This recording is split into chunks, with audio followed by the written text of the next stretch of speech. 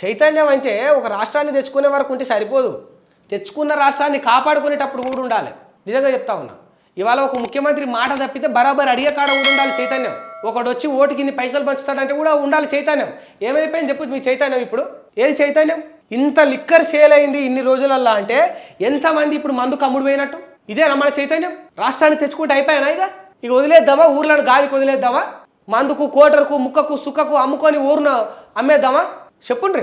పంచడానికి అంటే బుద్ధి లేదు, వాడికి అధికారం కావాలి, వాడికి అధికార మదం. మరి నీకేమైపోయింది? నీ చైతన్యం ఏమైపోయింది? నువ్వే కదా తెలంగాణ ఉద్యమం వల్ల పాటుపడి కొట్లాడి కష్టపడి ఈ రాష్ట్రాన్ని తెచ్చుకున్నావు. మరి గంత కష్టపడ్డావు, గింత కష్టపడి గింత రాష్ట్రాన్ని తెచ్చుకున్నావు.